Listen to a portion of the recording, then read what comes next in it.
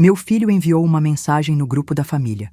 Achamos que é melhor que a mamãe se afaste por enquanto. Minha nora reagiu com um joinha. Eu respondi: entendido, vou respeitar isso. E também vou me afastar do pagamento da hipoteca da casa e das transferências mensais de os 5.000 house. Naquela noite, meu telefone explodiu com ligações desesperadas. Sabe aquele momento em que você sente o chão desaparecer debaixo dos seus pés? Eu estava na cozinha, mexendo o doce de abóbora no fogão.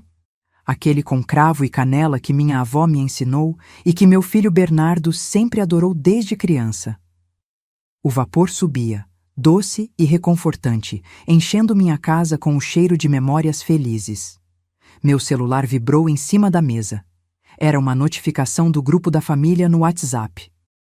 Limpei as mãos no avental bordado, aquele azul claro que uso há anos, manchado de histórias e refeições compartilhadas, e peguei o telefone. Meu coração estava tranquilo. Talvez fosse Bernardo combinando o almoço de domingo ou minha neta Sofia mandando um desenho. Aos 68 anos, essas pequenas alegrias ainda faziam meu dia brilhar. Mas o que eu li naquela tela fez meu sangue gelar. Pessoal, decidimos que é melhor a mamãe se afastar por enquanto.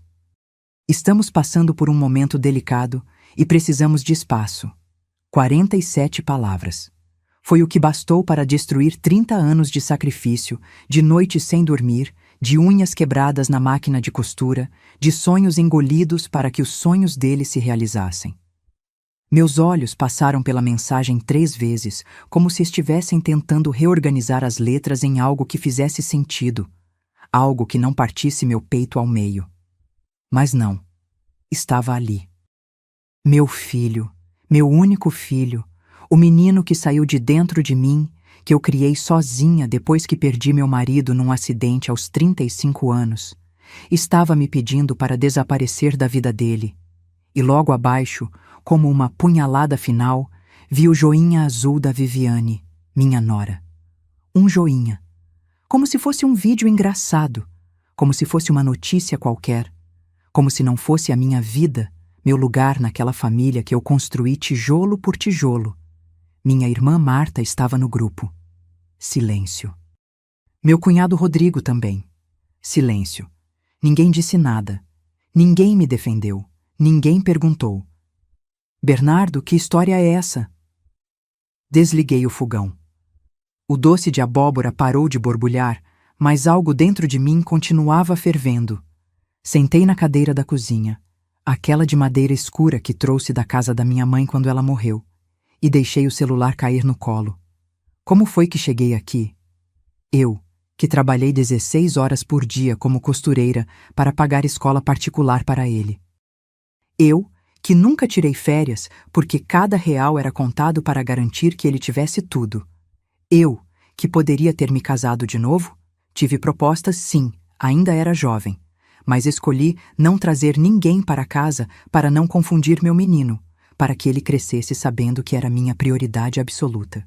Agora, aos 68 anos, com as mãos calejadas e a coluna doendo de tanto carregar peso, eu estava sendo descartada como um móvel velho que já não combina com a decoração nova. Mas sabe o que foi pior? Não foram as palavras dele. Foi o joinha dela. Aquele gesto minúsculo, casual, quase automático. Aquilo me mostrou exatamente o que eu era para eles. Um incômodo. Respirei fundo. O cheiro do doce ainda estava no ar, mas agora me enjoava. Pensei em todas as vezes que engoli minha opinião para não parecer controladora. Todas as vezes que sorri quando Viviane me tratou com frieza. Todas as vezes que fingi não perceber que estava sendo excluída, esperando que fosse apenas uma fase, que as coisas melhorassem. Peguei o celular de novo. Minhas mãos tremiam, mas não era de fraqueza. Era de uma raiva fria, lúcida, que eu nunca havia sentido antes. Comecei a digitar. Cada palavra era uma decisão, cada vírgula uma escolha. Entendido, Bernardo. Vou respeitar o pedido de vocês e também vou me afastar do pagamento da hipoteca da casa, União 3 AIS, 200 mês, das transferências mensais, 5.000, e da conta do plano de saúde da Sofia, 890. Espero que consigam o espaço que precisam. Com carinho, mãe. Apertei enviar. Então, joguei o celular no sofá, voltei para a cozinha e despejei todo aquele doce de abóbora, horas de trabalho, memórias de 3 gerações, direto no lixo.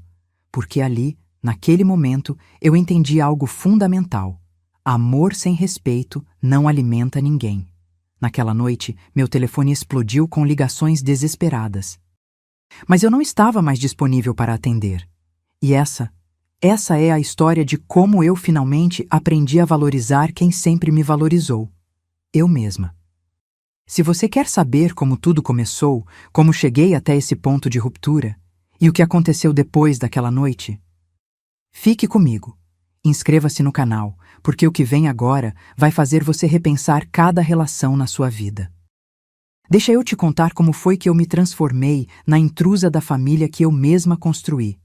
Porque ninguém acorda um dia e simplesmente decide se deixar humilhar, entende?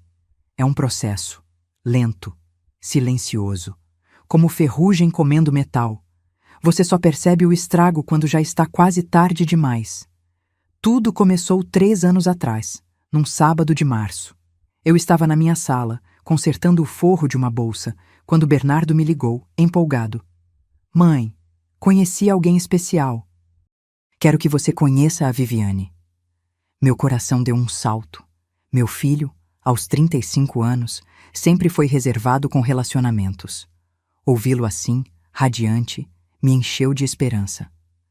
Talvez finalmente ele tivesse encontrado alguém para construir uma família, para ser feliz. Na primeira vez que a vi, achei ela bonita. Cabelo liso, comprido, sempre muito arrumada. Unhas impecáveis, aquelas de gel que custam uma fortuna. Ela sorriu para mim, me abraçou, disse que tinha ouvido falar muito de mim. A senhora é uma inspiração, ela disse, com aquela voz doce que depois eu aprendi a desconfiar. Os primeiros meses foram normais. Jantares, almoços, conversas educadas, mas já havia sinais, pequenos, quase imperceptíveis, como naquela vez que levei um bolo de cenoura com cobertura de chocolate, receita que sempre fiz para Bernardo nos aniversários dele. Viviane olhou para o bolo, sorriu e disse: "Que fofo, Clarice. Mas a gente está tentando comer mais saudável, sabe? Bernardo está até fazendo academia." E empurrou o bolo para o canto da mesa, como se fosse algo vergonhoso. Bernardo nem protestou. Depois veio o casamento, simples num sítio alugado. Eu me ofereci para ajudar com os preparativos, mas Viviane já tinha tudo sob controle com a mãe dela, Celina. Eu fiquei com a função de convidada, na festa do meu próprio filho. Mas o pior mesmo começou quando eles casaram e os pedidos começaram a chegar. Primeiro foi pequeno. Mãe, você pode emprestar $800 para um curso online que a Vivi precisa fazer? É importante para a carreira dela. Dei o dinheiro sem pestanejar. Afinal, era minha nora, parte da família agora. 2 semanas depois. Mãe, a geladeira deles quebrou. Você pode ajudar com o 2.500? Ajudei. 1 mês depois. Mãe, o carro da Vivi deu problema. 3.200 marrares de conserto. Ajudei de novo. Eu sempre dizia sim. Sempre. Porque eu pensava, é meu filho. Se ele precisa, eu ajudo. É o que mães fazem. Mas aí veio o pedido. Bernardo apareceu aqui em casa numa quinta-feira à noite, com aquele jeito meio encabulado que ele tinha quando ia pedir algo grande. Sentou no sofá, mexeu nas mãos e finalmente soltou. Mãe, eu e a Vivi encontramos uma casa perfeita. É num condomínio fechado, seguro, 3 quartos, uma área boa para quando tivermos filhos, mas a gente está precisando de $95.000 para a entrada. $95.000. Meu estômago revirou. Era quase tudo que eu tinha guardado. O terreno que meu falecido marido, o Jorge, havia comprado nos anos 80, que valorizou com o tempo, era minha segurança, meu plano B, caso algo acontecesse comigo. Mas quando olhei nos olhos do meu filho, vi o Jorge ali. A mesma cor de mel, a mesma esperança. E pensei, para que eu quero segurança se não for para ajudar quem eu amo? Vendi o terreno. Dei os 95 mil. Bernardo me abraçou forte. Disse que eu era a melhor mãe do mundo, que eles nunca esqueceriam disso. Viviane mandou uma mensagem. Obrigada, sogra. A senhora é um anjo. 3 meses depois, eles se mudaram para a casa. Mas quando chegou a primeira parcela da hipoteca, 3.200 reais por mês, Bernardo me ligou, aflito. Mãe, a gente não tá conseguindo fechar as contas. A Vivi ainda não passou no concurso que ela estava estudando, e meu salário não dá para cobrir tudo sozinho. Você pode ajudar só por uns meses até a gente se organizar? Só por uns meses. Eu sabia que era mentira. No fundo, eu já sabia. Mas mães têm esse defeito. A gente acredita porque a gente quer acreditar. Assumi a hipoteca. E aí começaram as transferências mensais. Primeiro eram 2.000 reais para ajudar com as despesas da casa. Depois viraram a 3.500 reais. Depois 5.000 reais. Sempre com a mesma desculpa. Só até a gente se estabilizar. Eu me apertar. Cancelei meu plano de saúde e fiquei só com o básico do SUS. Parei de comprar roupa nova. Passei a comer mais arroz e feijão, menos carne. Mas eu mandava o dinheiro. Todo santo mês. Porque eu achava que estava investindo na felicidade do meu filho. Só que quanto mais eu dava, menos eu recebia de volta. Os almoços de domingo, que antes eram sagrados, começaram a espaçar. Mãe, a gente tá cansado, vamos ficar em casa hoje. Ou, mãe, a Vivi convidou a família dela, fica para a próxima. Quando eu ligava, Bernardo atendia correndo, sempre com pressa. Oi, mãe, tô no meio de uma coisa aqui, depois eu te ligo. E nunca ligava de volta. Quando Sofia nasceu, minha netinha linda, de olhos grandes e bochechas redondas, eu pensei que as coisas melhorariam. Mas piorou. Viviane não queria que eu ficasse pegando muito a bebê. Disse que era importante respeitar o espaço deles como pais. Eu, que criei um filho sozinha, agora precisava pedir permissão para segurar minha própria neta. E Bernardo? Bernardo só concordava com a cabeça. Sempre do lado dela. Foi assim, aos poucos, que eu deixei de ser mãe e virei caixa eletrônico, até que veio aquele jantar. O jantar que mudou tudo. Mas isso eu te conto melhor na próxima parte. Porque o que aconteceu naquela noite foi a gota d'água que transbordou um copo que eu nem sabia que estava cheio. 3 semanas antes daquela mensagem que destruiu tudo, eu recebi um convite que me encheu de esperança. A esperança boba de quem ainda acredita que as coisas podem melhorar. Viviane me ligou numa terça-feira à tarde. Clarice, a gente queria te convidar para jantar aqui em casa no sábado. Faz tempo que a gente não se vê direito, né? A voz dela estava estranhamente animada, quase forçada, mas eu não quis desconfiar. Fazia 4 meses que eu não pisava na casa deles. 4 meses desde que ficaram muito ocupados para me receber. Então aquele convite me pareceu uma trégua, um sinal de que talvez eu tivesse exagerado nos meus receios. Passei a semana toda preparando. Lavei meu cabelo no salão, 45 quires que eu não tinha planejado gastar, mas queria estar bonita. Escolhi minha blusa de seda verde água, aquela que Bernardo disse uma vez que ficava linda em mim. Comprei um vinho de 68 reais, porque Viviane sempre falava de vinhos em suas redes sociais. E fiz a torta de limão. Aquela torta era especial. Não era só uma receita, era memória viva. Quando Bernardo tinha 7 anos e ficou internado 3 dias com pneumonia, prometi a ele que quando saísse do hospital, eu faria a melhor torta de limão do mundo. Passei a tarde inteira naquela cozinha minúscula do nosso apartamento antigo, batendo clara em neve com um garfo porque não tínhamos batedeira. Quando ele deu a primeira mordida, os olhinhos dele brilharam. Mãe, essa é a melhor coisa que já comi na vida. Desde então, toda vez que ele estava triste, ansioso ou precisando de conforto, eu fazia aquela torta. Cheguei na casa dele sábado às 7 da noite, pontualmente. Toquei a campainha segurando a torta com as 2 mãos, sentindo meu coração bater mais rápido que o normal. Viviane abriu a porta de chinelos. Aqueles chinelos de quarto cor-de-rosa com pompom. Nem havia se trocado. Estava de calça de moletom e camiseta folgada, cabelo preso num coque desleixado. Oi, Clarice, entra! Nenhum abraço, nenhum sorriso verdadeiro. Entrei. A casa cheirava a comida delivery, caixas de pizza empilhadas na bancada da cozinha. Pizza. Eles me chamaram para um jantar e pediram pizza. Desculpa, a gente acabou ficando sem tempo de cozinhar, Viviane disse sem me olhar nos olhos, já voltando para o sofá onde estava mexendo no celular. Bernardo apareceu da área de serviço, secando as mãos numa toalha. Oi, mãe. Um beijo rápido no rosto, mecânico. Senta aí, fica à vontade. Fiquei em pé na sala, segurando ainda a torta e o vinho, me sentindo completamente fora de lugar. Sofia estava no chão brincando com bonecas. Quando me viu, correu até mim. Vovó! Meu coração se aqueceu. Pelo menos alguém ali ainda ficava feliz em me ver. Sofia, vem cá, deixa a vovó sentar, Viviane chamou num tom seco. Coloquei a torta na geladeira. Ninguém comentou nada. Ninguém disse que cheiro bom ou obrigada por trazer. A torta simplesmente existiu ali, ignorada. Sentamos para comer. Ou melhor, eles comeram pizza direto da caixa, enquanto eu peguei 2 pedaços pequenos e forcei para dentro. A conversa estava estranha, cheia de pausas desconfortáveis.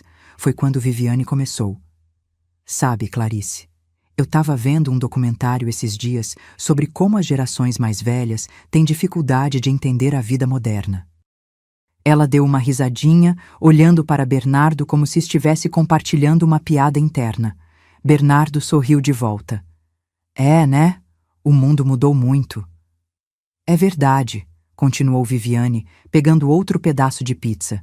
Tem muita mãe que não consegue soltar os filhos. Fica naquela dependência emocional, sabe? Acha que o filho tem que estar disponível o tempo todo, que tem que dar satisfação de tudo. Meu estômago se apertou. Ela estava falando de mim, sem dizer meu nome, mas estava. Eu acho isso tão sufocante, ela continuou, agora olhando diretamente para mim. Cada casal precisa do seu espaço, da sua privacidade. Não dá para ter gente entrando e saindo toda hora, querendo opinar em tudo. Engoli seco. Eu nunca quis ser intrusiva. Ninguém tá falando de você especificamente, Clarice. Viviane cortou com um sorriso falso. É só um comentário geral, mas era sobre mim.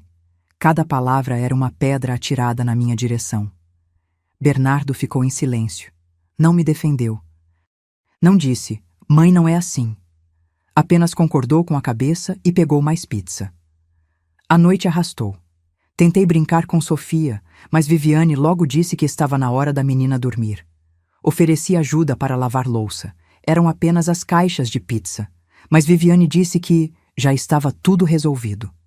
Às 9h30, levantei para ir embora. Ninguém pediu para eu ficar mais um pouco. Ah, mãe, espera, Bernardo disse quando eu já estava na porta. Meu coração deu um pulo. Talvez ele fosse me abraçar de verdade, se desculpar pelo clima estranho. Você transferiu o dinheiro desse mês? É que o boleto da hipoteca vence amanhã. Dinheiro. Era só sobre isso. Já transferi na sexta, respondi, sentindo algo se partir dentro de mim. Ah, ótimo. Obrigado. Dirige com cuidado. Saí daquela casa e entrei no meu carro. Não chorei. Ainda não. Apenas fiquei ali sentada, com as mãos no volante, olhando para aquela casa iluminada, a casa que eu paguei, e me perguntando quando foi que eu deixei de ser bem-vinda nela. Dirigi até meu apartamento no piloto automático. Quando entrei, fui direto para a geladeira. Eu havia guardado uma fatia da torta de limão para mim. Comi em pé, sozinha, na minha cozinha silenciosa. E o gosto não era mais o mesmo. Porque eu finalmente entendi. Não importa o quanto você ame, não importa o quanto você dê. Se do outro lado não existe respeito, você está apenas se alimentando de migalhas. 2 dias depois, eu descobriria algo que transformaria aquela dor em decisão. E foi ouvindo algo que jamais deveria ter escutado. Tem coisas na vida que, quando você ouve, não consegue mais desouvir. Ficam gravadas na sua memória como cicatrizes que ardem toda vez que você lembra. O que aconteceu naquela quinta-feira foi exatamente isso. 2 dias depois daquele jantar horrível, acordei com Sofia na cabeça. Minha netinha faria 6 anos na semana seguinte, e eu tinha passado o mês inteiro costurando uma boneca para ela. Não qualquer boneca, mas uma especial, feita à mão, com vestido de chita azul com florzinhas brancas, igualzinho ao vestido que eu usei no meu primeiro dia de escola. Bordei o nome dela no avental da boneca, Sofia, com o amor da vovó Clarice. Tinha também feito trancinhas no cabelo de lã da boneca, colocado um laço vermelho. Cada ponto era uma oração, cada detalhe era amor transformado em linha e tecido. Eu queria que Sofia tivesse algo que nenhuma loja poderia vender. Algo feito pelas mãos da avó, carregado de história. Liguei para Bernardo para avisar que passaria lá para deixar o presente. Ninguém atendeu. Tentei o celular da Viviane. Também não atendeu. Mandei mensagem. Visualizado, mas sem resposta. Decidi ir assim mesmo. Eram 2 da tarde, horário que Sofia voltava da escola. Eu poderia deixar o presente e ir embora. Não precisava nem entrar se eles estivessem ocupados. Quando cheguei, o portão estava entreaberto. Provavelmente o jardineiro tinha esquecido de fechar. Subi até a porta da frente segurando a boneca embrulhada em papel de seda cor-de-rosa. Toquei a campainha. Nada. Toquei de novo. Silêncio. Mas eu ouvia vozes vindas de dentro. A TV ligada, talvez? Experimentei a maçaneta. A porta estava aberta. Oi, tem alguém? Chamei, empurrando a porta devagar. Entrei na sala. Ninguém. A casa estava silenciosa, mas as vozes continuavam. Vinham da cozinha. Não era a TV. Era gente conversando. Meu instinto me dizia para ir embora, mas algo mais forte me puxou para a frente. Eu precisava saber por que estavam me ignorando tanto. Caminhei até o corredor. A porta da cozinha estava semi-aberta, e então eu ouvi a voz de Viviane, alta e clara. Tô te falando, mãe, não aguento mais essa mulher. Parei. Meu coração disparou. Ela estava ao telefone com Celina, a mãe dela. Ela fica o tempo todo querendo dar pitaco em tudo. Outro dia veio aqui me ensinar como fazer mingau para Sofia, como se eu não soubesse cuidar da minha própria filha. Eu finjo que escuto, mas por dentro tô fervendo. Minha mão apertou a boneca. Eu nunca tinha ensinado nada. Apenas comentei uma vez, uma única vez, que mingau de aveia era bom para intestino de criança, porque a pediatra havia me falado quando Bernardo era pequeno. E o Bernardo não fala nada? A voz de Celina ecoou pelo viva voz. Ah, ele fica naquela dele, sabe? Diz que é a mãe, que ela sempre foi assim, que a gente tem que ter paciência. A voz de Viviane destilava irritação. Mas paciência tem limite. A mulher paga a casa, paga as contas, aí acha que isso dá direito de controlar nossa vida. Minhas pernas começaram a tremer. Foi quando ouvi a voz do meu filho. Meu Bernardo. Vivi, desliga isso aí, depois você termina de falar com a Celina. Calma, já tô terminando. Ô mãe, te ligo mais tarde. Silêncio. Depois a voz de Bernardo, cansada. Você precisa ter mais paciência com ela. Ela tá sozinha. A gente é tudo que ela tem. Exatamente por isso que ela gruda tanto na gente. Isso não é saudável, Bernardo. Ela precisa fazer a vida dela, arrumar amigas, sei lá, entrar num grupo de terceira idade. Terceira idade. Como se eu fosse um estorvo que precisava ser ocupado para não incomodar. Eu sei. A voz de Bernardo era fraca, sem convicção. Você sabe? Então por que não faz nada? Viviane elevou o tom. Eu não casei contigo para ter sogra morando praticamente aqui dentro. Toda hora vou levar um doce para vocês, vou levar uma coisa para a Sofia, posso ir aí no domingo? Bernardo, eu não aguento mais. Houve uma pausa longa demais. Eu vou conversar com ela, Bernardo finalmente disse. Conversar? Que tipo de conversa? Porque do jeito que você conversa, daqui a pouco ela tá aqui de novo. Viviane deu uma risada seca. Olha, eu sei que ela paga as coisas, tá? Não sou idiota. Mas isso não dá o direito de ela ficar controlando nossa rotina. E outra, ela que é peso morto nosso, não nós dela. Se ela não tivesse a gente, ia fazer o quê da vida? Ficar sozinha naquele apartamento velho contando dinheiro? Peso morto. Aquelas duas palavras explodiram dentro do meu peito como bomba. Eu, que trabalhei desde os 15 anos. Eu, que criei um filho sozinha. Eu, que vendi tudo o que tinha para dar conforto a eles. Eu era peso morto. Não fala assim, Vivi. A voz de Bernardo soou fraca, mas ele não discordou. Ele só pediu para ela não falar assim. Não que ela estivesse errada. Tô falando a verdade, e você sabe disso. Viviane abriu a geladeira. Eu ouvi o barulho. A gente precisa dar um jeito nisso. Ou ela entende que precisa dar espaço, ou o quê? Ou a gente vai ter que ser mais direto. Falar que ela precisa se afastar um pouco, para o bem dela também. Não consegui ouvir mais nada. Minha visão ficou embaçada. Dei 2 passos para trás, as pernas bambas, segurando a boneca contra o peito como se fosse um escudo. Saí daquela casa do mesmo jeito que entrei, invisível, indesejada, descartável. Entrei no carro e só ali, com as portas fechadas, é que desabei. Chorei como não chorava desde o enterro do Jorge. Chorei porque dói. Dói de um jeito que não tem remédio, descobrir que você significa tão pouco para quem você ama tanto. A boneca estava no meu colo.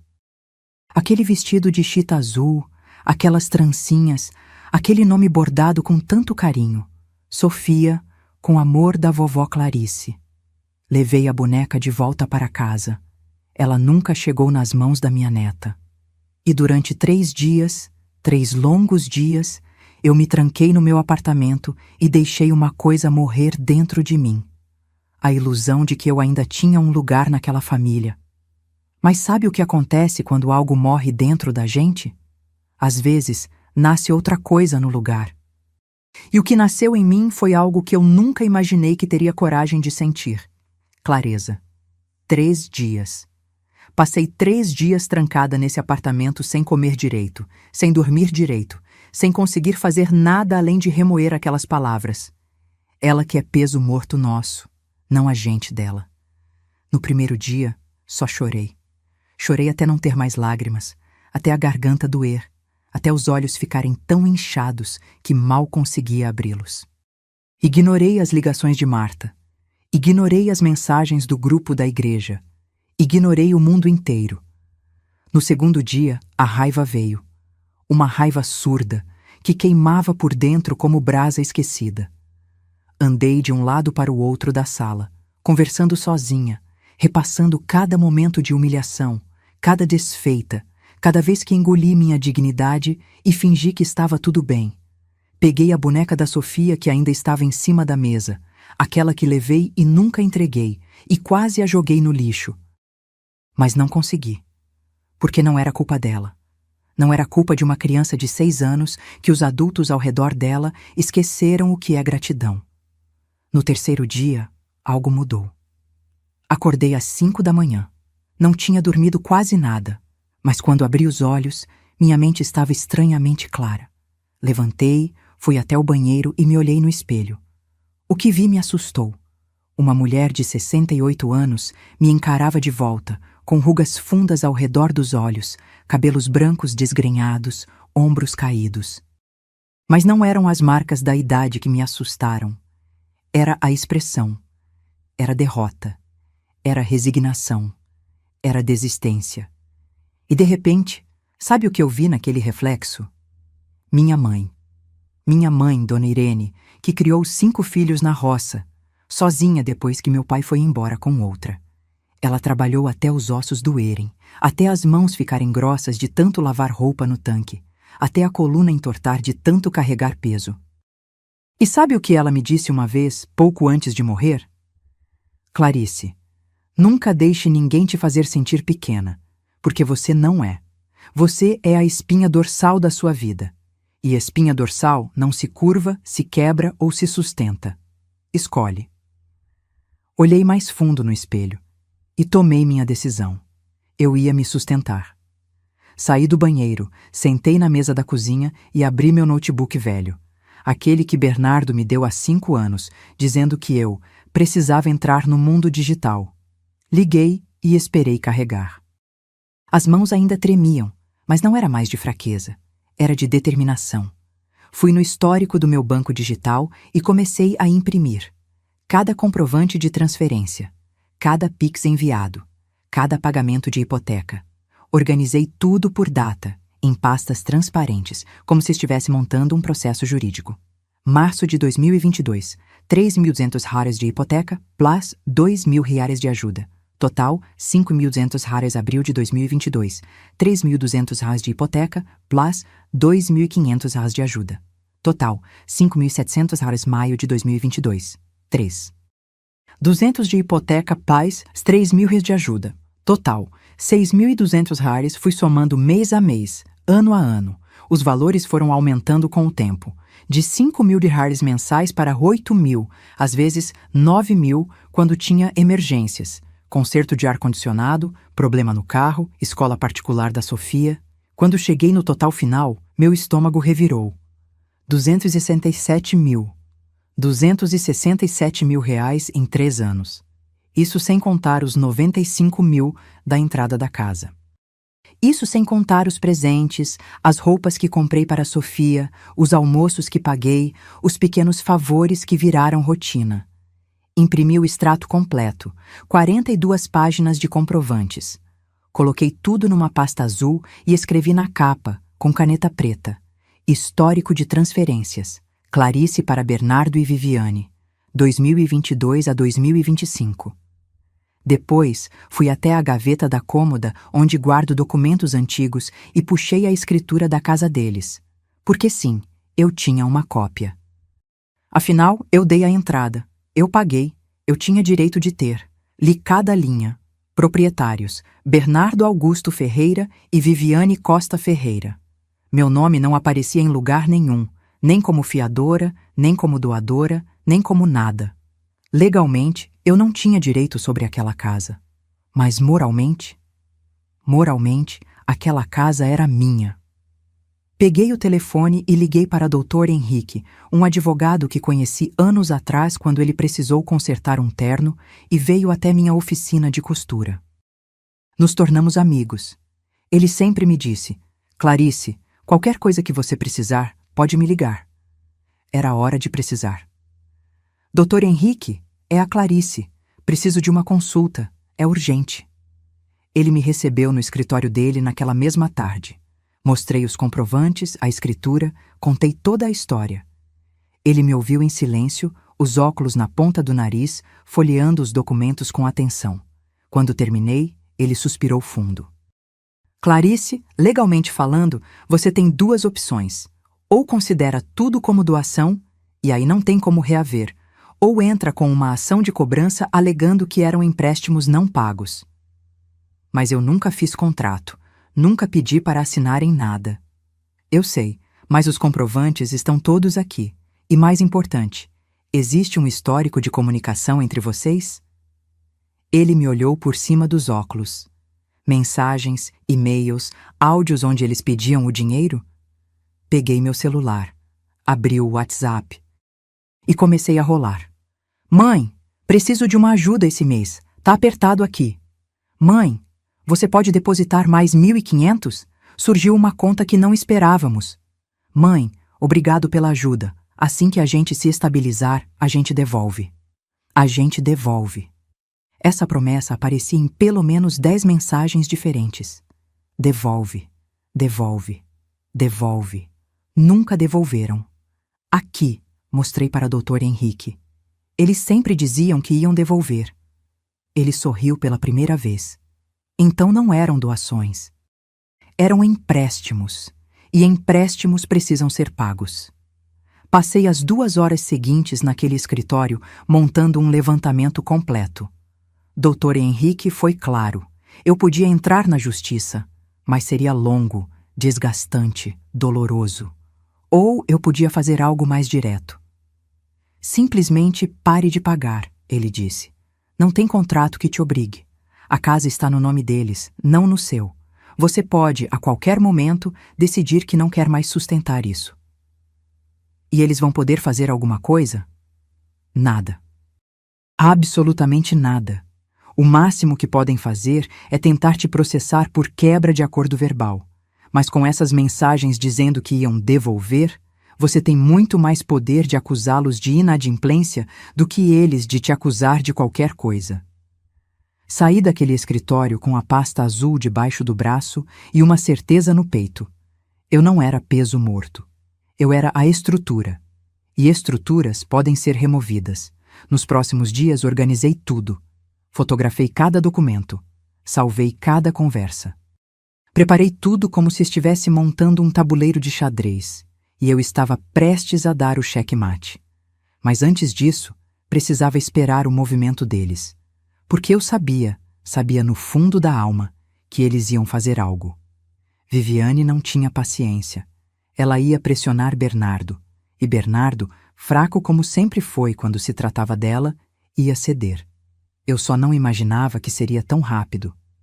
5 dias depois da minha conversa com o doutor Henrique, meu celular vibrou com a notificação do grupo da família. E foi ali que tudo mudou. Estava organizando minha caixa de costura naquela tarde de quinta-feira. Linhas coloridas espalhadas na mesa, botões separados por tamanho, agulhas sendo testadas uma por uma. Era uma tarefa que eu fazia quase em transe, os dedos trabalhando sozinhos, enquanto minha cabeça estava longe, planejando os próximos passos. Desde a conversa com o Dr. Henrique, eu tinha dormido melhor. Não porque a dor tivesse passado, mas porque agora eu tinha ação. E ação cura melhor que qualquer remédio. Meu celular estava na mesa, ao lado do rolo de linha branca. Quando vibrou, nem olhei de imediato. Achei que fosse propaganda, ou mensagem da igreja, ou Marta me mandando mais um vídeo de receita que ela sabia que eu nunca ia fazer. Mas aí vibrou de novo. E de novo. E de novo. Peguei o telefone. Eram notificações do grupo Família Ferreira. Aquele grupo que Bernardo criou quando Sofia nasceu, dizendo que seria para manter todo mundo conectado. Na prática, virou um espaço morto onde ninguém conversava de verdade, só mandava bom dia com florzinha e feliz aniversário. Abri o aplicativo e li. Pessoal, decidimos que é melhor a mamãe se afastar por enquanto. Estamos passando por um momento delicado e precisamos de espaço. Obrigado pela compreensão. Li 1 vez, 2 vezes, 3. As palavras começaram a dançar na tela. Minha visão embaçou. Senti algo estranho no peito. Não era dor, não era raiva. Era uma espécie de incredulidade misturada com alívio. Sim, alívio. Porque eles finalmente tinham arrancado a máscara. Rolei para baixo. Logo abaixo da mensagem de Bernardo, um joinha azul. Viviane Costa Ferreira reagiu com um joinha. Como se fosse um post sobre o clima. Como se não fosse a expulsão da mãe dele, da avó da filha dela, da mulher que sustentava aquela casa. Olhei para os outros membros do grupo. Marta estava lá. Rodrigo também. Minha prima, Helene. Ninguém tinha dito nada. Apenas silêncio. Aquele silêncio covarde de quem vê a injustiça acontecer e prefere fingir que não é com ele. Coloquei o celular de volta na mesa. Respirei fundo. As mãos não tremiam mais. Levantei, fui até a cozinha, peguei um copo de água e bebi devagar. Olhei pela janela, era uma tarde clara, com poucas nuvens, o tipo de dia que engana a gente fazendo parecer que está tudo bem no mundo. Mas não estava, e nunca mais estaria, não do jeito antigo. Voltei para a mesa, peguei o celular e comecei a digitar. Cada palavra era uma escolha consciente.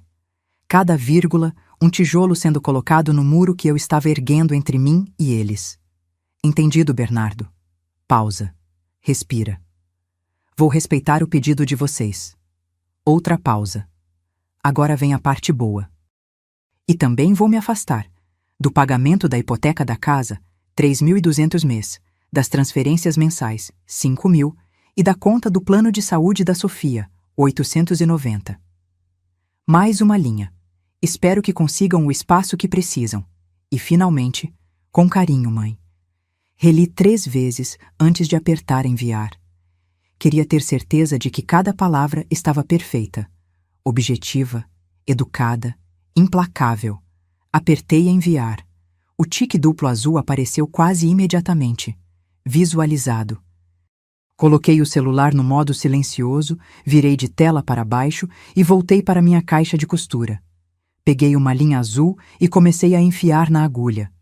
Minhas mãos estavam firmes. Meu coração estava tranquilo, porque pela primeira vez em 3 anos eu tinha feito algo por mim.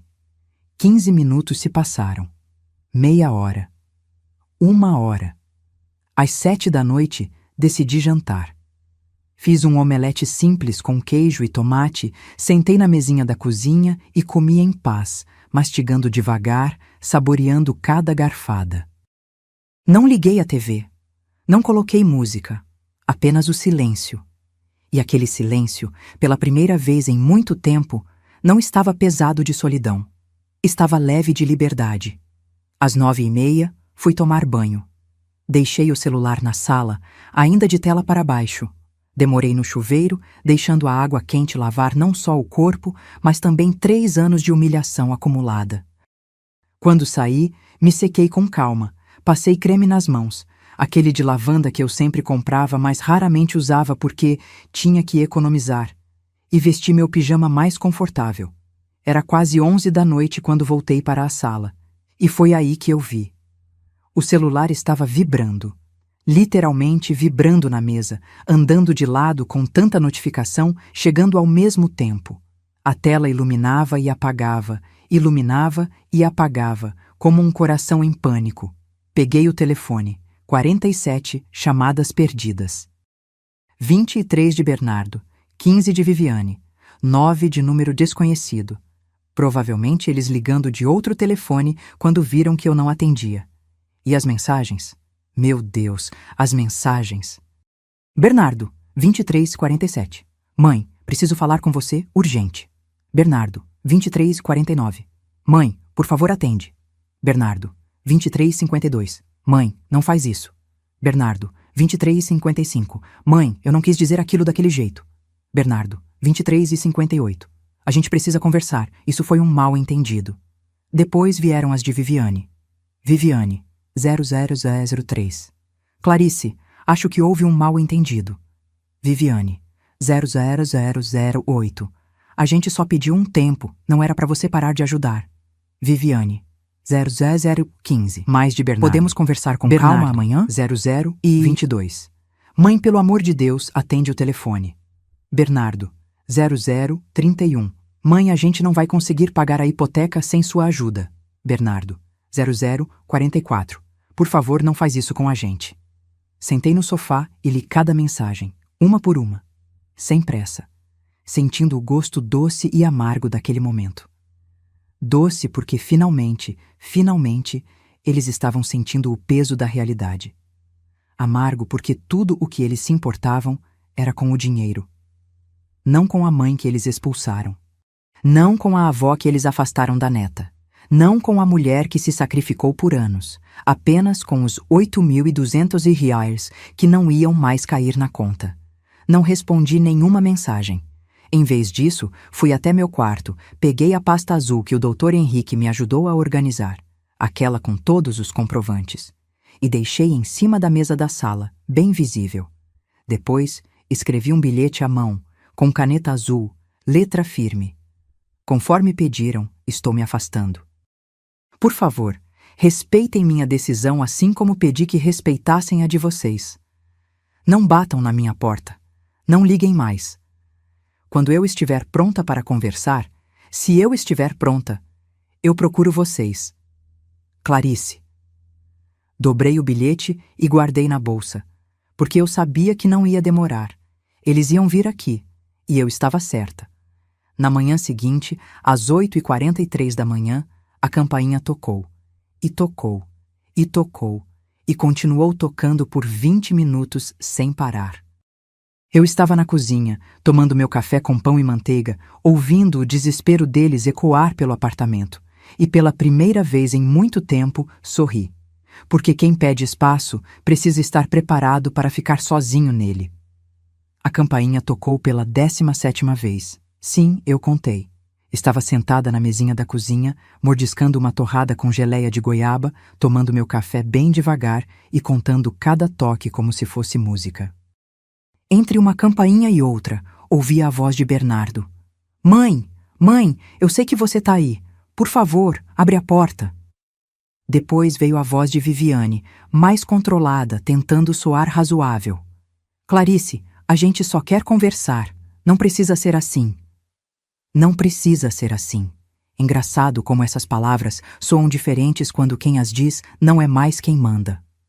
Terminei meu café. Lavei a xícara com calma, sequei e guardei no armário. A campainha continuava tocando. Agora eram batidas também, aquelas batidas firmes de quem está perdendo a paciência. Mãe, abre essa porta! Respirei fundo. Peguei o bilhete que havia escrito na noite anterior, saí do apartamento pela porta da cozinha que dá para a área de serviço, desci pela escada de emergência e dei a volta. Quando cheguei na porta da frente, escorreguei o bilhete por baixo dela, bem devagar. Do outro lado, ouvi o silêncio súbito. Eles tinham visto. Subi de volta pela escada de emergência, entrei pelo mesmo caminho e tranquei tudo. Fui para meu quarto, liguei o ventilador. Estava um calor danado. E me deitei na cama com um livro que Marta me emprestou há meses e que eu nunca tinha tido tempo de ler. As batidas continuaram por mais 10 minutos. Depois pararam. Ouvi vozes abafadas do lado de fora. Discussão. Viviane falando algo irritada. Bernardo respondendo. Depois, passos se afastando. Silêncio. Não saí do quarto pelo resto da manhã. Li 40 páginas do livro, cochilei um pouco, acordei com o sol entrando pela janela e me senti estranhamente bem. Como se um peso tivesse sido tirado dos meus ombros. À tarde, o celular começou de novo. Mensagens. Muitas mensagens. Bernardo, 14h15. Mãe, eu li seu bilhete. Mas a gente precisa conversar. É urgente. Bernardo, 14h32. Mãe, o boleto da hipoteca vence segunda-feira. Se a gente não pagar, o banco vai começar a cobrar juros. Bernardo, 15h01. Mãe, por favor. Eu sei que você tá chateada, mas não deixa a situação ficar pior. E aí vieram as de Viviane, numa tentativa patética de ser conciliadora. Viviane, 15h28. Clarice, desculpa se você se sentiu ofendida com a mensagem do Bernardo. Não era essa a intenção. A gente tá passando por uns problemas aqui e acabou saindo errado. Viviane, 15h45. Vamos marcar um almoço? Conversar com calma? Tenho certeza que a gente consegue resolver isso. Resolver. Como se fosse apenas um mal-entendido. Como se 3 anos de desrespeito pudessem ser resolvidos com um almoço. Não respondi. No sábado de manhã, Marta apareceu. Ela não ligou antes, simplesmente tocou a campainha e gritou: Clarice, sou eu, abre aqui. Eu sabia que era ela pela voz. Marta sempre foi direta, sem rodeios. Abri a porta. Ela entrou como um furacão, de chinelo, cabelo preso num rabo de cavalo, carregando uma sacola com pães de queijo ainda quentes. Vim tomar café com você e quero saber de tudo. Passou direto por mim e foi para a cozinha. Põe água para esquentar que eu trouxe café bom também. Sentamos na mesinha. Enquanto comíamos, contei tudo. Desde o jantar horrível, passando pela conversa que escutei escondida, até a mensagem no grupo e minha resposta. Marta me ouviu em silêncio, mastigando devagar, os olhos fixos em mim. Quando terminei, ela limpou a boca no guardanapo e disse: Você fez certo. Meu peito apertou.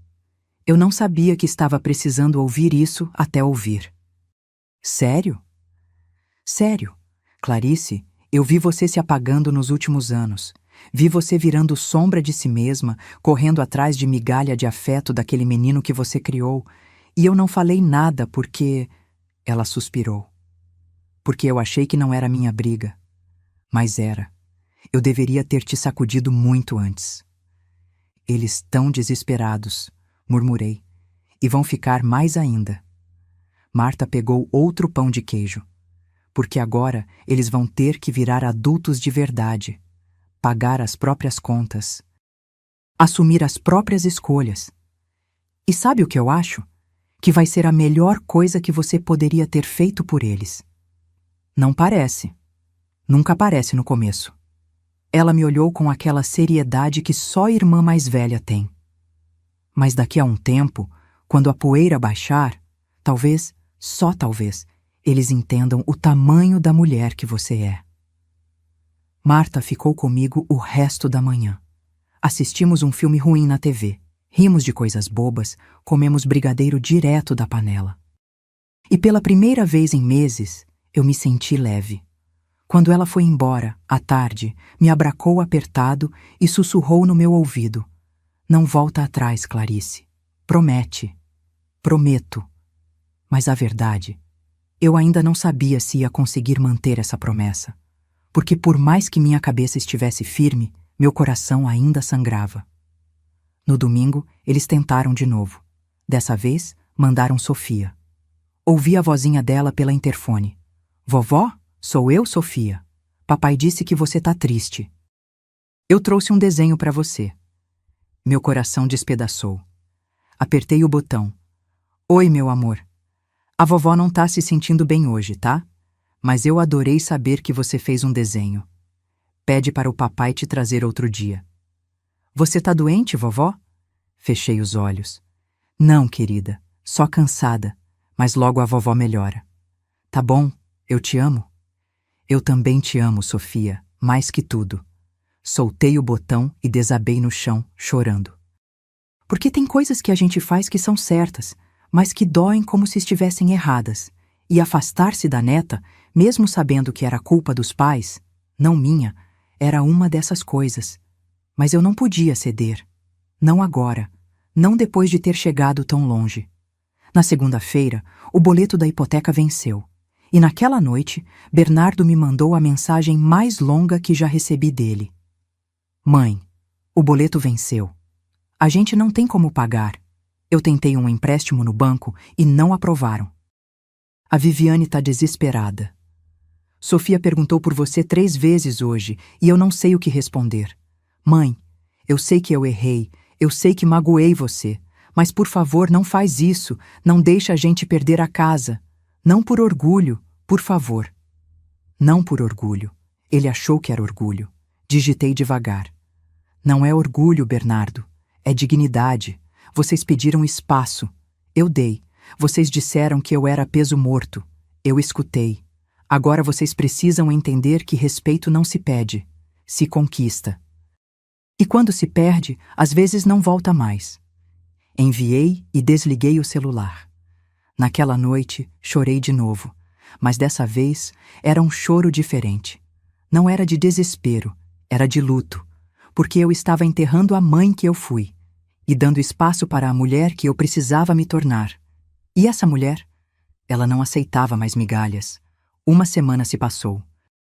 7 dias de silêncio pesado, de celular que eu deixava desligado na maior parte do tempo, de noites em que eu acordava no meio da madrugada me perguntando se tinha feito a coisa certa.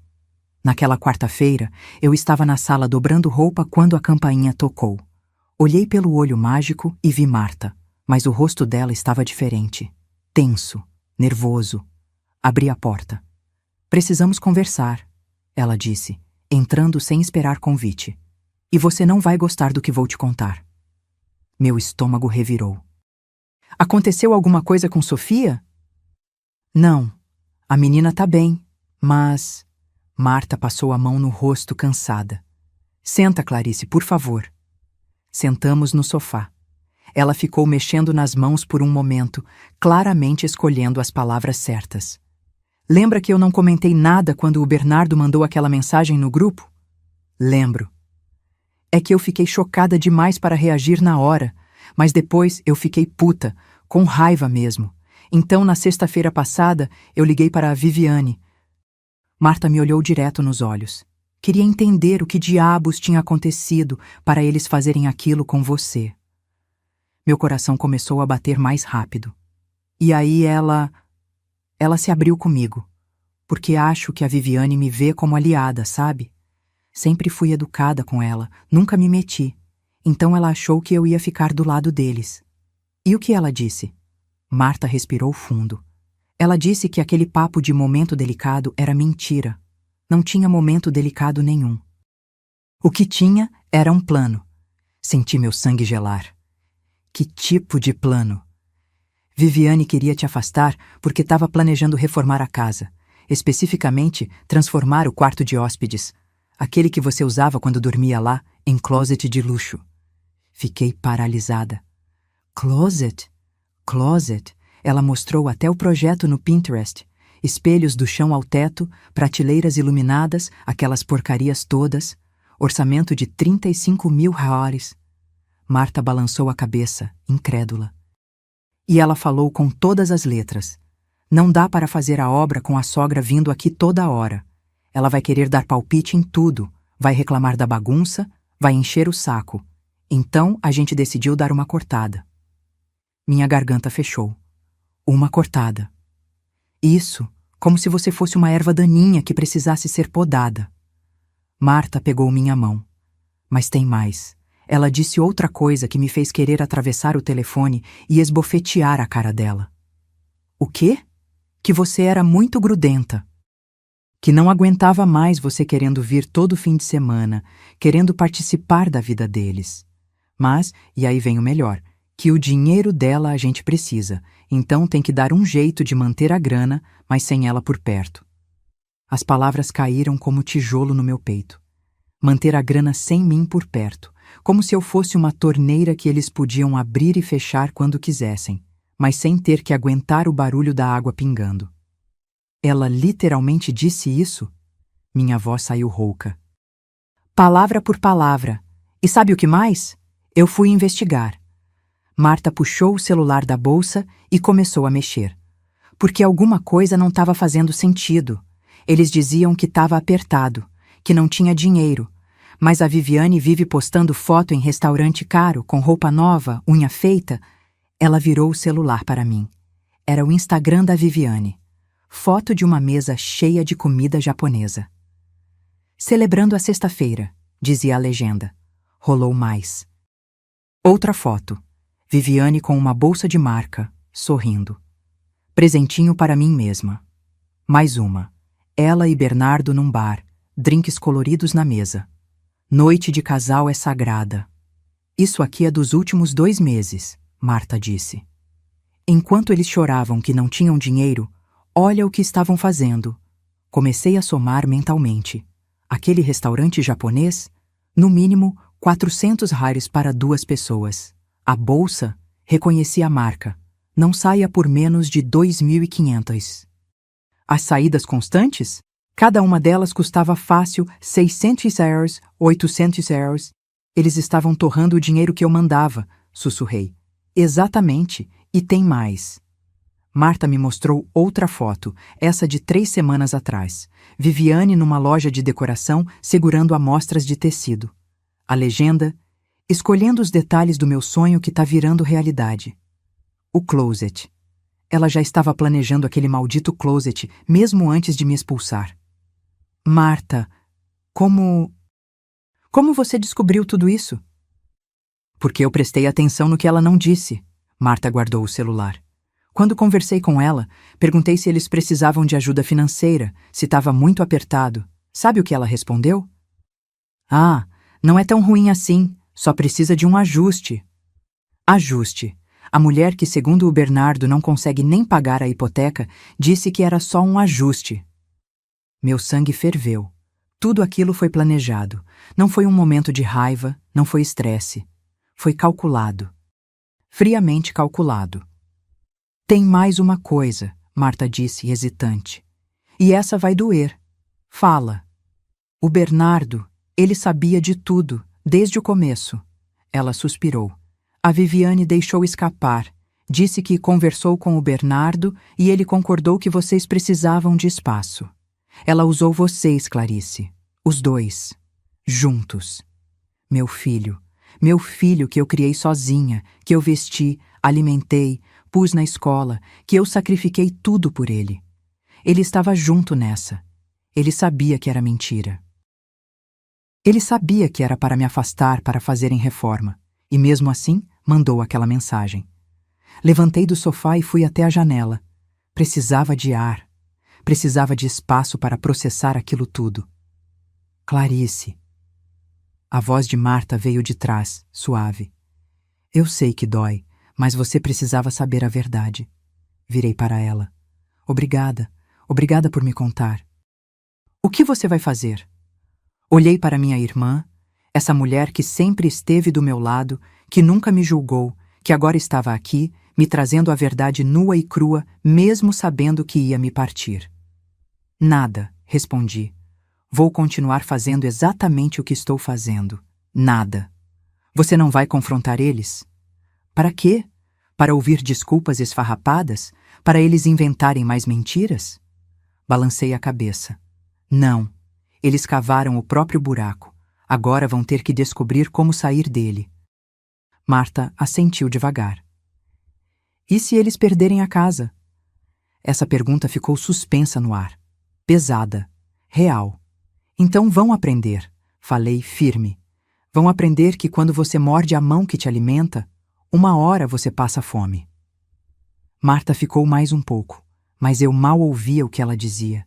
Minha cabeça estava em outro lugar. Estava pensando naquele closet de 35 mil réis, naqueles jantares caros, naquelas bolsas de marca. Tudo bancado por mim. Tudo enquanto me diziam que estava apertado. Tudo enquanto me tratavam como estorvo. Naquela noite, não consegui dormir. Fiquei na sala, na escuridão, olhando para o teto, deixando a raiva e a dor se transformarem em algo mais sólido. Determinação. Porque agora não era mais sobre dinheiro, nem sobre casa, nem sobre orgulho. Era sobre algo muito maior. Era sobre ensinar que amor sem respeito é vampirismo. E que eu não estava mais disponível para ser sugada. Eles queriam espaço? Iam ter todo o espaço do mundo. E junto com ele, iam ter todas as consequências. 2 meses se passaram. 60 dias de silêncio absoluto da minha parte. 60 dias em que o mundo deles começou a desmoronar. E eu apenas observei. Não foi fácil. Teve noites em que segurei o telefone com a mão tremendo, quase digitando: "Tá bom, vamos conversar." Teve manhãs em que acordei com o peito apertado, pensando na Sofia, me perguntando se ela estava sentindo minha falta, se estava confusa, se estava bem.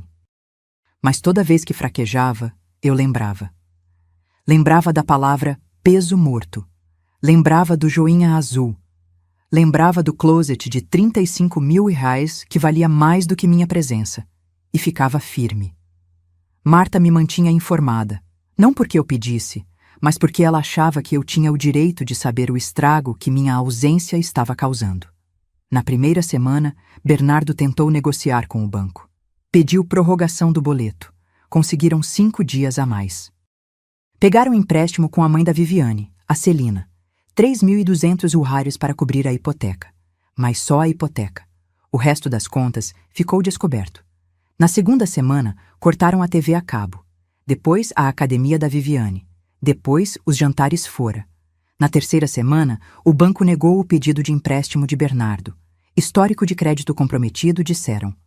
Viviane tentou parcelar a fatura do cartão e descobriu que estava no limite. Começaram a brigar. Marta ouviu falar através de uma prima da Viviane que eles estavam em crise. Bom, que sentissem o gosto da crise que eu vivi por 3 anos, me espremendo para sustentar a vida confortável deles. Na quarta semana, não conseguiram pagar a segunda parcela da hipoteca. O banco enviou notificação. Mais uma falta e o processo de execução começaria. Foi quando Bernardo apareceu aqui de novo. Era um sábado à tarde, quase 3 da tarde. Eu estava lendo na varanda quando a campainha tocou. 3 toques curtos, hesitantes. Olhei pelo olho mágico. Era ele, sozinho, sem a Viviane. E o que eu vi me chocou. Meu filho, sempre tão arrumado, sempre de roupa passada e cabelo no lugar, estava destruído. Olheiras profundas, barba por fazer, camisa amarrotada. Parecia que tinha envelhecido 10 anos em 2 meses. Algo dentro de mim se moveu. Aquele instinto de mãe, aquela coisa antiga e profunda que quer proteger, quer acolher, quer consertar. Mas eu não abri a porta. Fiquei ali, do outro lado, vendo através do vidro distorcido do olho mágico enquanto ele esperava. Ele tocou de novo. Depois, encostou a testa na porta. Mãe, eu sei que você tá aí. Por favor, só me escuta. Silêncio. Eu estraguei tudo. Eu sei disso. Eu não tenho desculpa. A voz dele estava quebrada, rouca. A Vivi. A gente não tá bem. Ela tá culpando a mim, eu tô culpando ela, e no meio disso tudo tem a Sofia perguntando por que a vovó não vem mais. Meu peito apertou com a menção da minha neta. A gente não conseguiu pagar a hipoteca de novo. O banco vai executar a casa, mãe. A gente vai perder tudo. Eu não sei mais o que fazer. Ele esperou. Eu continuei em silêncio. Eu sei que não tenho o direito de pedir nada. Eu sei que te tratei como se você não importasse. Mas, mãe, você é tudo que eu tenho. Sempre foi. E eu fui idiota demais para ver isso. Lágrimas escorreram pelo meu rosto. Mas ainda assim, não abri a porta. Porque havia uma diferença entre perdoar e voltar a ser usada. E eu não tinha certeza ainda de onde estava essa linha. Tá bom, ele disse depois de um longo silêncio. Eu entendo. Eu só queria que você soubesse que eu sinto muito. De verdade. Ouvi os passos dele se afastando. Ouvi o elevador chegar. Ouvi a porta se fechar. E aí, só aí, eu desabei no chão e chorei. Porque por mais que ele estivesse sofrendo, por mais que meu coração de mãe sangrasse vendo meu filho assim, uma parte de mim, a parte que tinha sido esmagada, humilhada, descartada, sussurrava: ele precisa aprender. Ele precisa entender o que fez. Uma semana depois, Marta me ligou. Eles se separaram. Segurei o telefone mais forte. Como assim? Viviane pediu divórcio. Disse que não aguenta mais a pressão, que a culpa é do Bernardo por estragar a relação com a sogra que pagava tudo, que ela não casou para passar aperto. Meu estômago revirou. E a Sofia? Fica com o Bernardo durante a semana, com a Viviane nos fins de semana. Mas a Clarice, a casa, eles vão ter que vender. Vender? É a única saída. O banco já deu o ultimato. Ou quitam o atrasado mais multa, algo em torno de 15 mil, ou vão a leilão. 15 mil reais. Uma ninharia perto dos 267 mil rahars que eu já tinha colocado ali. E o Bernardo? Arrasado. Segundo a prima da Viviane, ele tá morando ainda na casa, mas mal consegue sair da cama. Pediu afastamento do trabalho por depressão. Desliguei o telefone e fiquei olhando para uma parede. Meu filho estava em depressão. Meu filho estava perdendo tudo. E uma parte de mim queria correr até lá, abraçá-lo, dizer que estava tudo bem, que eu resolvia. Mas a outra parte, a parte que tinha aprendido a se respeitar, sussurrava: você não pode salvar quem não quer se salvar. Você não pode amar por dois. Passei os próximos dias em conflito interno, até que numa quinta-feira à noite recebi uma mensagem. Não de Bernardo, de Sofia. Era um áudio. A vozinha dela, doce e pequena. Vovó, o papai me deixou te mandar mensagem. Ele tá muito triste. Ele chora todo dia. E eu também tô triste porque você não vem mais me ver. Você não gosta mais de mim, vovó? Meu mundo parou. Você não gosta mais de mim? Aquela criança de 6 anos, inocente, achando que tinha feito algo errado, achando que eu tinha deixado de amá-la. Naquela noite, pela primeira vez em 2 meses, peguei o telefone e liguei para Bernardo. Ele atendeu no primeiro toque. Mãe? A voz dele estava embargada, esperançosa. Vamos conversar, falei. Mas não na sua casa, no meu apartamento. Amanhã, 3 da tarde, sozinho. Eu vou, mãe. Obrigado por... Desliguei antes que ele terminasse, porque eu ia conversar sim, ia ouvir o que ele tinha a dizer, mas dessa vez seria nos meus termos, na minha casa, com as minhas condições. E se ele quisesse uma segunda chance, ia ter que fazer por merecer. Porque amor de mãe é infinito, mas respeito próprio? Esse não se negocia. E eu tinha aprendido, da forma mais dolorosa possível, que sem respeito, até o maior amor do mundo vira prisão. E eu tinha escolhido a liberdade. Agora era hora de ver se ele escolheria a responsabilidade. Bloco 10. O recomeço e a lição. Sexta-feira, 3 da tarde em ponto. A campainha tocou. Eu estava sentada na mesma cadeira onde costumo trabalhar, as mãos cruzadas no colo, a coluna ereta.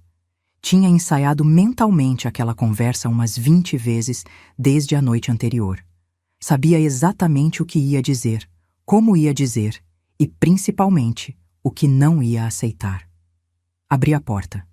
Bernardo estava ali, com uma sacola de papel na mão. Dentro dela, reconheci pelo cheiro, doce de abóbora, aquele que eu sempre fazia para ele. Oi, mãe. A voz dele saiu baixa, quase um sussurro. Entra. Ele entrou devagar, como se estivesse pisando em terreno sagrado. Olhou ao redor, para a sala que conhecia desde criança, para os quadros na parede, para o sofá onde assistíamos TV, juntos aos domingos. Como se estivesse vendo tudo pela primeira vez. Senta, indiquei a poltrona à minha frente. Ele sentou, colocou a sacola na mesinha de centro. Eu tentei fazer do jeito que você faz. Não ficou igual, mas... Bernardo, cortei, firme. Não foi doce de abóbora que te trouxe aqui. Ele engoliu seco. Eu sei. Então fala o que você veio falar. Ele respirou fundo, as mãos tremendo. Eu passei os últimos 2 meses no inferno, mãe. Não por causa da casa, não por causa do dinheiro, mas porque eu finalmente entendi o que eu fiz com você. Fiquei em silêncio, deixando ele continuar. A Viviane. Quando tudo começou a desmoronar, quando o dinheiro acabou, ela mostrou quem realmente era. Me culpou por tudo. Disse que eu era fraco, que eu tinha estragado tudo ao deixar você ir embora. Como se você fosse um investimento que eu devia ter segurado melhor. Ouvi aquilo e senti uma pontada, mas deixei ele falar. E foi aí que eu percebi. Ela nunca te respeitou. E pior, eu deixei. Eu vi ela te tratando mal, fazendo comentários, te excluindo. E eu não fiz nada. Porque era mais fácil concordar com ela do que te defender. Por quê? Minha voz saiu mais dura do que pretendia. Por que era mais fácil? Ele baixou a cabeça. Porque eu sou covarde, mãe. Sempre fui. Você criou um homem fraco. Ou melhor, você criou um homem forte, mas eu escolhi ser fraco. Aquelas palavras ficaram suspensas entre nós. Quando a gente mandou aquela mensagem no grupo, eu achei que estava sendo maduro, sabe? Colocando limites, criando independência. Mas a verdade é que eu estava apenas sendo cruel e conveniente. Ele finalmente me olhou nos olhos, porque era mais fácil te afastar do que enfrentar a Viviane. E o closet? Perguntei. Os 35 mil que vocês iam gastar? Enquanto diziam que estava apertado? O rosto dele empalideceu. Você sabe? Eu sei de tudo, Bernardo. Da reforma, dos restaurantes caros, das bolsas de marca. Eu sei que vocês torraram o dinheiro que eu mandava enquanto me faziam de boba. Ele cobriu o rosto com as mãos. E começou a chorar.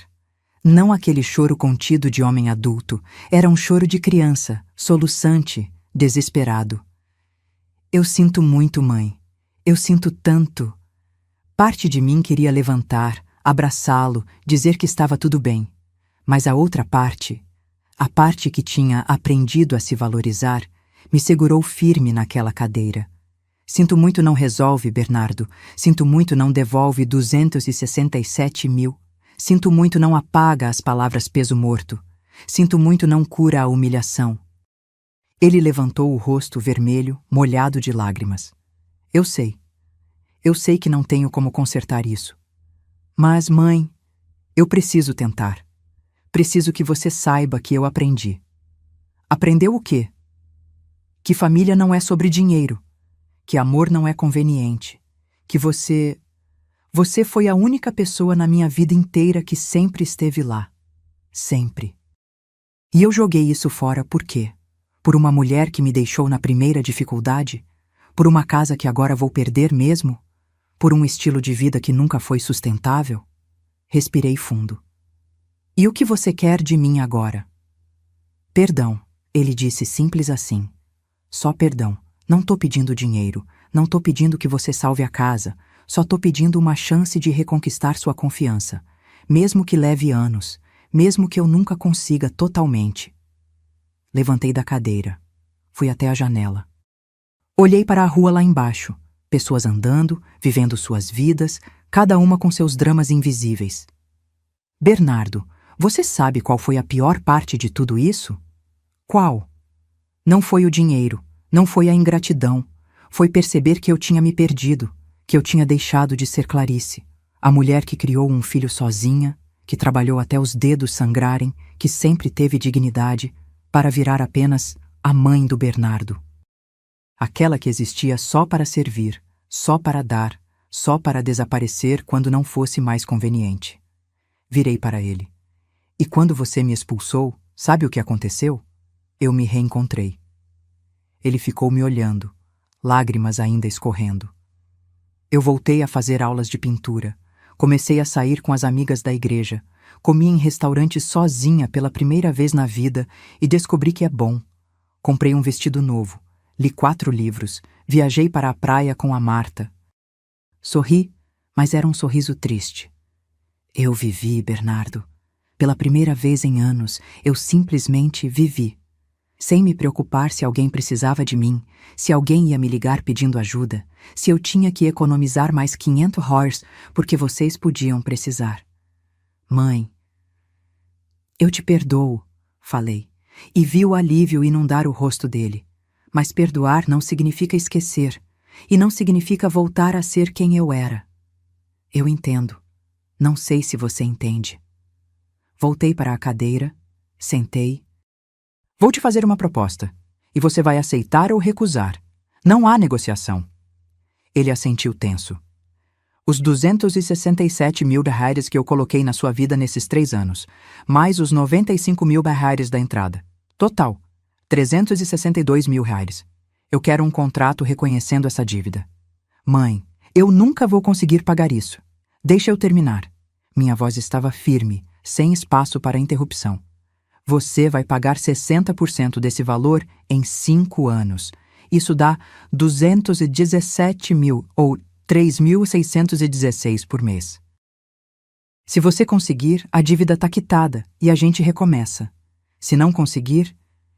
Fiz uma pausa. A casa vai ser vendida e eu recebo minha parte proporcional do que eu investi. E os outros 40%? Eu abro mão. Considero como presente de mãe, mas apenas se você cumprir sua parte. Ele ficou em silêncio, processando. Tem mais, continuei. Eu quero voltar a ter contato com a Sofia, mas nos meus termos. Quando ela quiser me ver, não porque você ou a Viviane acham que devem me incluir por obrigação. Eu não aceito mais migalhas de afeto. Ela te ama, mãe, de verdade. Pergunta por você todo dia. Então me deixe amá-la também, sem interferência, sem controle. Feito. E por último, respirei fundo. Eu não volto a sustentar sua vida, não mais. Você é um homem de 35 anos, Bernardo. É hora de você aprender a andar com as próprias pernas. Se precisar de ajuda, ajuda de verdade, emergência médica, algo assim, eu estarei aqui. Mas jantar fora, bolsa cara, closet de luxo, isso você paga com seu dinheiro. Ele assentiu, engolindo seco. Aceito. Todas as condições. Ótimo. Na segunda-feira você vai ao Dr. Henrique, meu advogado. Ele já tem tudo preparado. Você assina o contrato e a gente segue em frente. Bernardo levantou devagar.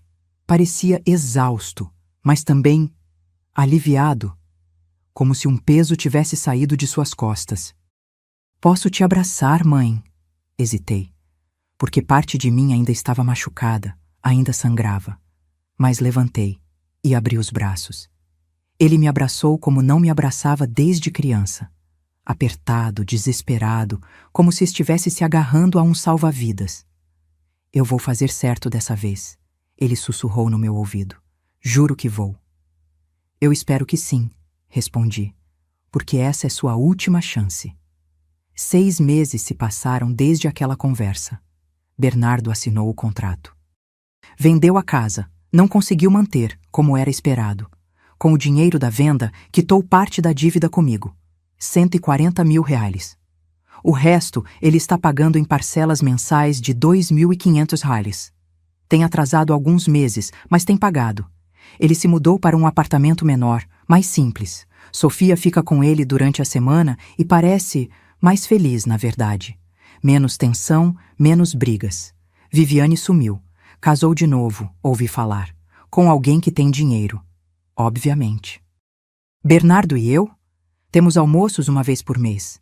Ele me liga toda semana para saber como estou. Nunca pede dinheiro. Às vezes pede conselho. E eu dou, quando tenho vontade. Sofia? Ah, minha Sofia. Ela dorme aqui todo sábado. A gente faz brigadeiro, assiste filme, costura boneca. E nessas noites, eu sinto que recuperei algo precioso que tinha perdido. Conexão verdadeira. Na semana passada, ela me perguntou: Vovó, por que você não vinha mais me ver? Sentei com ela, segurei suas mãozinhas pequenas e disse a verdade, adaptada para uma criança de 6 anos. Mas verdade, porque às vezes, meu amor, a gente precisa se afastar de quem não nos trata bem, não por raiva, mas por amor próprio. E agora? Agora tá tudo melhor, porque o papai aprendeu que amor é sobre respeito, e eu aprendi que eu posso ser feliz sozinha. Pau. Hoje, enquanto escrevo isso, estou na varanda do meu apartamento. Tenho um quadro novo na parede, eu que pintei na aula de arte. Não ficou perfeito, mas ficou meu. E isso é o que importa. Aprendi algo nesses quase 69 anos de vida. Amor incondicional não significa aceitação incondicional de desrespeito. Você pode amar alguém infinitamente e ainda assim dizer não. Ainda assim criar limites. Ainda assim escolher sua própria paz. Eu perdoei meu filho? Sim.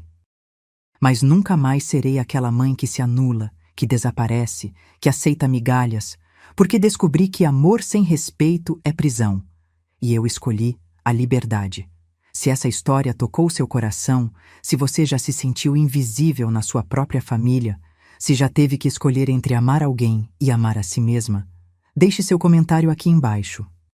Me conta, de onde você está assistindo? E me diz, você já precisou impor limites em nome do seu próprio respeito? Curta esse vídeo, se inscreva no canal para mais histórias reais como essa e lembre-se, você não é peso morto de ninguém. Você é a protagonista da sua própria vida. Um abraço e até a próxima história.